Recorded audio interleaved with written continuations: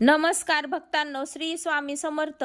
स्वागत आहे तुमचे माझ्या चॅनलवरती. आजचा दिवस तुम्हाला खूप छान सुखाचा आनंदाचा जाओ हीच स्वामींच्या चरणी प्रार्थना करते आणि आजच्या या नवीन व्हिडिओला सुरुवात करते. 17 मे पासून अधिक मास सुरू झालेला आहे, जो 15 जून रोजी संपणार आहे. आपल्या हिंदू धर्मात या अधिक महिन्याला अनन्यसाधारण महत्त्व दिले जाते.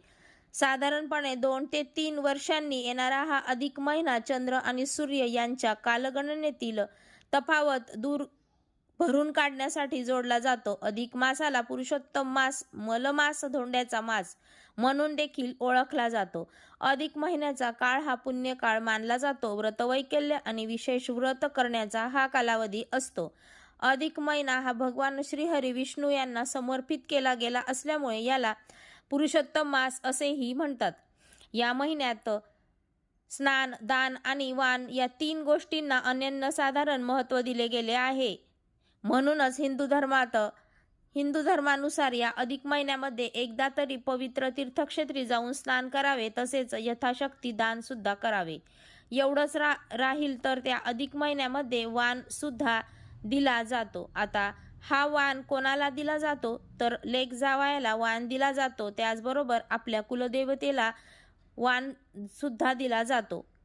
देवी देवतांना वाण दिले जातात. तसेच गाईला सुद्धा या अधिक मासामध्ये वाण हा दिला जातो, कारण गाईच्या पोटामध्ये 33 कोटी देवता वास करतात आणि जेव्हा आपण या अधिक महिन्यामध्ये गाईला दान करतो तेव्हा 33 कोटी देवतांना आशीर्वाद हा आपल्याला प्राप्त होतो. एवढेच नाही तर अनेक पुण्याची प्राप्ती देखील होत असते आणि म्हणून या अधिक महिन्यामध्ये गाईला वाण देण्याचे अत्यंत पुण्याचे मानले जाते. आणि म्हणून हा अधिक महिना संपण्या अगोदर कोणत्याही परिस्थितीत गाईला वाण हा आपण दिलाच पाहिजे. हा अधिक महिना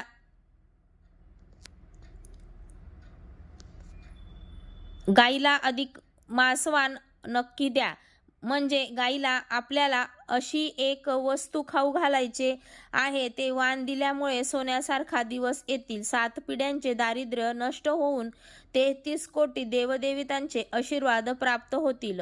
कुटुंबातील भरभरून प्रगती होईल. साक्षात भगवान श्री हरी विष्णू आणि माता लक्ष्मी यांचा आशीर्वाद हा आपल्याला प्राप्त होईल. तर कोणती वस्तू आहे ती आपल्याला या अधिक महिन्यामध्ये गाईला वाण म्हणून द्यायचे आहे, तर हा उपाय करायचा आहे, याबद्दलची संपूर्ण माहिती या व्हिडिओमध्ये मी तुमच्या सोबत शेअर करणार आहे. त्यामुळे तुम्ही व्हिडिओला स्किप न करता शेवटपर्यंत नक्की पहा.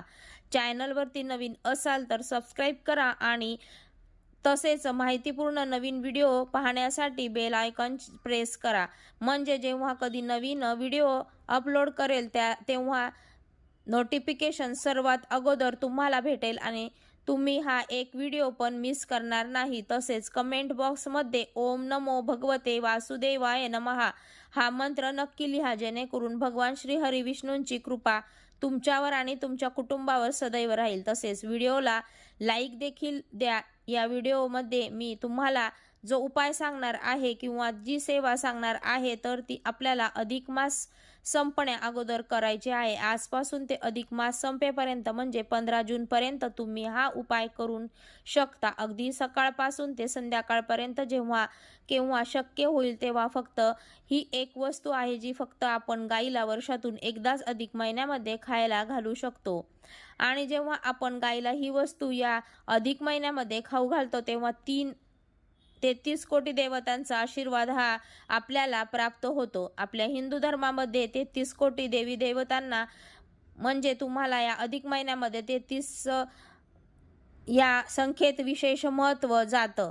आपण वाण देण्यात 33 संख्येमध्ये वाण दिले जातात आणि म्हणून आपण अधिक महिन्यामध्ये गाईला हे वाण दिले तर भगवान श्री हरी विष्णू आणि माता लक्ष्मी यांचा आशीर्वाद आपल्यावर प्राप्त होतो आणि याचा कृपेने आपले सगळे इच्छा मनोकामना पूर्ण होतात. या हिंदू धर्मामध्ये गाईला गोमाता म्हटली जातं. तेव्हा केल्यामुळे घरात सुख शांती आणि धनाची वाढ होते. या व्यक्ती मनोभावे अधिक उपाय करतो त्या व्यक्तींचे दुर्भाग्य हे सौभाग्यामध्ये बदलते. त्याचप्रमाणे या व्यक्तीच्या जीवनातील सर्व आर्थिक समस्या, पैशांबाबतची अडचण असेल ती सुद्धा दूर होतील. म्हणून या अधिक महिन्यात काळात गोमातेला वाण देणे, गायीची पूजा करणे आणि तिला घास खाऊ घालणे अत्यंत शुभ मानले जाते. यामुळे सर्व पापांचे निरसन होऊन पितरांची मुक्त होते, अशी धार्मिक श्रद्धा आहे.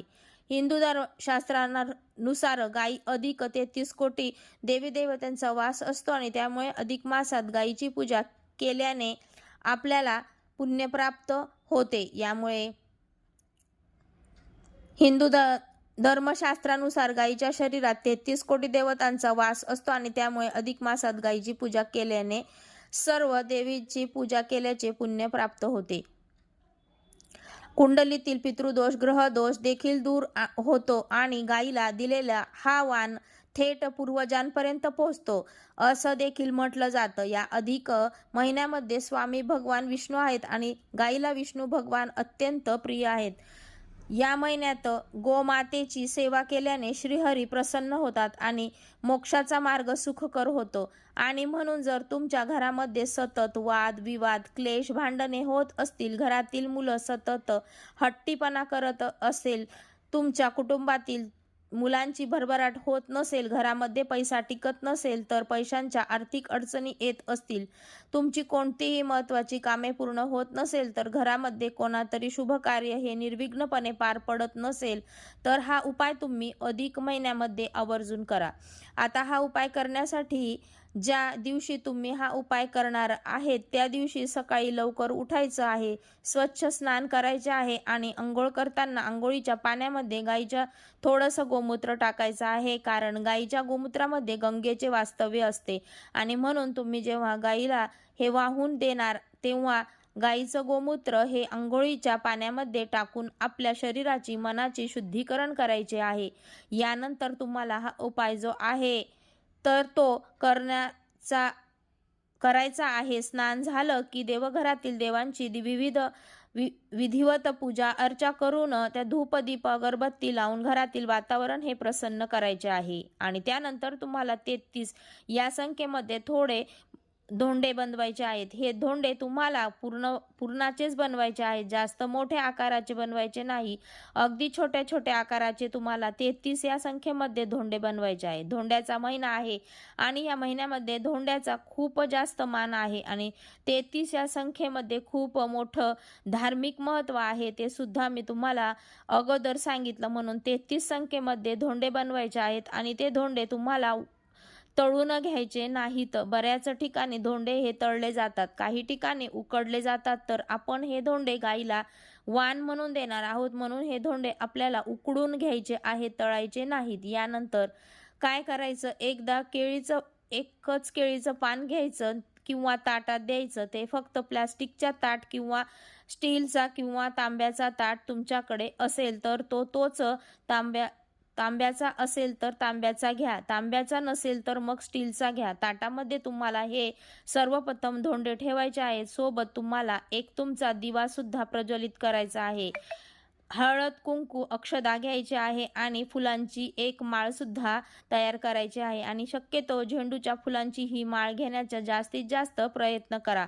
सोबतच तुम्हाला एक तांबा भरून पाणी सुद्धा घ्यायचं आहे. त्या पाण्यामध्ये थोडीशी हळद आणि कुंकू सुद्धा टाकायचं आहे. यानंतर सर्वप्रथम तुम्हाला हे ताट घेऊन तुमच्या देवघरासमोर जायचं आहे. देवघरामध्ये छान दिवा लावायचा आहे, अगरबत्ती लावायची आहेत आणि या धोंड्याला नैवेद्य तुम्हाला तुमच्या घरातील देवांना दाखवायचा आहे.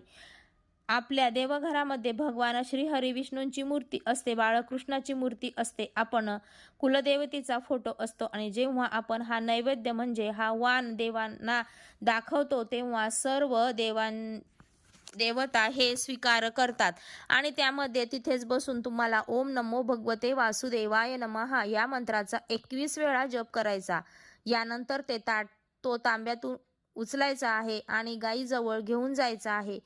गाईजवळ घेऊन गेल्यानंतर सर्वप्रथम तुम्हाला हे पाणी गाईच्या पायावरती टाकायचे आहे. गाईला छान हळद कुंकू लावायचा आहे, दिव्याने ओवाळून घ्यायचं आहे आणि ती माळ तुम्हाला गाईच्या गळ्यामध्ये घालायची आहे. म्हणजे फुलांची जी माळ आहे ती माळ गाईच्या गळ्यामध्ये घालायची आहे आणि यानंतर एक एक करून तुम्हाला हे 33 धोंडे जे आहेत ते तुम्हाला गाईला खाऊ घालायचे आहेत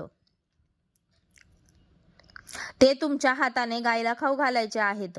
जेव्हा गायीच्या जिभेचा स्पर्श या तुमच्या हाताला होतो तेव्हा तुमचं नशीब बदलायला सुरुवात होते. तुमच्यामध्ये असणारे सर्व दोष, नकारात्मकता, दरिद्रता जी आहे तिथेच संपते आणि तुमची प्रगती व्हायला सुरुवात होते. आता हे धोंडे जर तुमच्या घरचीच गाय असेल, तुमची स्वतःची गाय असेल तर त्या गायला खाऊ घालायचे आहेत. जर तुमच्या घरी गाय नसेल तर अशा वेळी तुमच्या दारावर सकाळी किंवा संध्याकाळी एखादी गाय येत असेल तर तिला ते तुम्ही खाऊ घाला. तेही शक्य नसेल तर तिथे गोशाळा असेल तिथे जाऊन तुम्ही हे 33 धोंड्यांचं वाण जो आहे तो तुम्ही गोमातेला देऊ शकता. जे तुम्हाला शक्य होईल तशा पद्धतीने तुम्हाला ह्या 33 धोंड्यांचा वाण जो आहे तर तो गायला या अधिक मासामध्ये द्यायचा आहे. या वाणाचं जे फळ आहे ना ते तुम्ही मोजू शकणार नाही, एवढं पुण्य त्याचा तुम्हाला प्राप्त होतं. म्हणून तुम्हाला हा उपाय जो आहे तर तो या अधिक मासामध्ये करायचा आहे. जर काही कारणास्तव तुम्हाला ते धोंड्याचं वाण देणं शक्य झालं नाही तर मग अशा वेळी तुम्ही गाईला हिरवा चारा खाऊ घालता तरी सुद्धा चालेल. मग तुम्हाला चणा डाळ किंवा थोडासा गूळ जरी तुम्ही खाऊ घातला तरीही चालेल. फक्त चणा डाळ तुम्हाला 2 ते 3 तास अगोदर पाण्यामध्ये भिजवून घ्यायची आहे आणि त्यानंतर एक गुळाचा खडा आणि थोडीशी चणा डाळ करून या दोन्ही वस्तू तुम्हाला गायीला खाऊ घालायच्या आहेत. याने सुद्धा तुम्हाला खूप जास्त पुण्य प्राप्त होतं. पण खरं तर या अधिक महिन्यामध्ये गायीला धोंड्याचाच वाण दिला जातो. 33 धोंडे खाऊ घातले जातात आणि म्हणून तुम्ही प्रयत्न जास्तीत जास्त या गोष्टीचा करायचा आहे की तिथे 33 धोंडे गायीला खाऊ घालताल. ते खाऊ घातल्यानंतर तुमचा उजवा हात हा गायीच्या पाठीवर फिरवायचा आहे आणि तुमची इच्छा मनोकामना व्यक्त करायची आहे. तरीच तुम्हाला शक्य असेल तर गोमातेला प्रदक्षिणा सुद्धा घालायच्या आहे. तेव्हा तुम्ही गायीला प्रदक्षिणा करता तेव्हा तुम्ही साक्षात पृथ्वी प्रदक्षिणा केल्याचे पुण्य जे आहे तर ते तुम्हाला प्राप्त होतं आणि म्हणून गोमातेला तुम्हाला अग्रमित प्रदक्षिणा करता येईल. तुम्ही साक्षात पृथ्वी प्रदक्षिणा केल्याचे जे पुण्य आहे ते तुम्हाला प्राप्त होणार आहे. त्यानंतर शेवटी गायीच्या पायाखाली जी माती असेल ती थोडीशी उचलून घ्यायची आहे. त्यात एक टिळक आपल्या स्वतःच्या कपडावरती लावायचा आहे. थोडीशी माती वाटीमध्ये घरी घेऊन यायची आहे. घरी आणल्यानंतर घरातील प्रत्येक व्यक्तीच्या कपड्यावरती तुम्हाला या मातीचा टिळक लावायचा आहे. थोडीशी माती वाटीमध्ये तशीच ठेवून आपल्या देवघरामध्ये दिवसभर रात्रभर तशीच राहू द्या. दुसऱ्या दिवशी ती तुम्हाला काढून आपल्या तुळशीच्या कुंडीत टाकून द्यायची आहे. जेव्हा आपण आपल्या पायाखालची माती गायीच्या पायाखालची माती आपल्या घरात आणून ठेवतो तेव्हा आपल्या घरातील प्रखर पितृदोष, वास्तुदोष, ग्रहदोष हा दूर होत असतो. म्हणून हा एक उपाय सुद्धा तुम्हाला करायचा आहे. जर तुमच्या घरामध्ये सुतक असेल तर तुम्हाला हा उपाय करता येणार नाही. स्त्रियांना मासिक धर्म असेल तर ते दिवस सोडून नंतर तुम्ही हा उपाय जो आहे तो करायचा आहे. जो व्यक्ती या अधिक महिन्यामध्ये हा उपाय करतो त्या व्यक्तीला गोमातेचा आशीर्वाद हा प्राप्त होतोच, पण ते 33 कोटी देवतांचा आशीर्वाद हा सुद्धा प्राप्त होतो आणि या उपवासाने गरीब व्यक्ती सुद्धा धनवान होतो. या व्यक्तीच्या आयुष्यातील सर्व समस्या दूर होतात आणि म्हणून आपल्याला हा उपाय जो आहे तर तो करायचा आहे. हा उपाय करताना सात्विक आणि प्रभावी मनाने हा उपाय तुम्ही करायचा आहे. तर तुम्हाला नक्कीच चमत्कार प्राप्त होईल.